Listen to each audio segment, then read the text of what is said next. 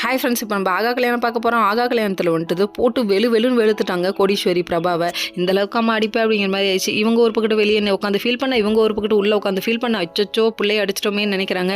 உண்மைதாங்க, என்ன ஏதுன்னு புரிஞ்சுக்காமலே பெற்றவங்க போட்டு பிள்ளைங்களை அடிக்க வேண்டியது, அதுக்கப்புறம் கூப்பிட்டு வச்சு அப்படியே சாப்பாடு ஊட்ட வேண்டியது, என்ன ஏன் நடக்குது இங்கே அப்படிங்கிற மாதிரி தான் இருக்குது. இன்னொரு பக்கம் வந்துட்டு சூர்யா எப்படியாவது இந்த கல்யாணத்தில் எந்த தடங்களும் இல்லாமல் நடத்தி முடிச்சிடணும் அப்படின்னு சொல்லிட்டு அவரு ஒரு பக்கத்து ஃபீல் பண்ணுறாரு. தாத்தாக்காக இவ்வளோ யோசிக்கிறீங்க, கட்டின பொண்டாட்டிக்காக கொஞ்சம் கூட யோசிக்க மாட்டேங்கிறீங்களே.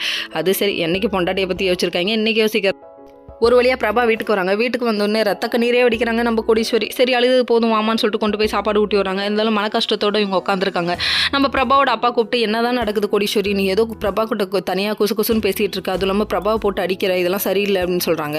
இதெல்லாம் ஒரு பக்கம் இருந்தாலும் நம்ம கௌதம் பார்க்குற வேலை இருக்கே, ஏன்ப்பா இந்த அளவுக்கு கீழ்த்தரமாக இருக்க, ஒரு பொண்ணை இவ்வளோ அசிங்கப்படுத்த முடியாதுப்பா, அதுவும் உன் பொண்டாட்டிங்கிறதே மறந்துட்டேன், வீட்டில் கேமரா ஃபிக்ஸ் பண்ணுறாரா, மைக்கை ஃபிக்ஸ் பண்ணுறாரா, ஒரு கருமும் தெரில.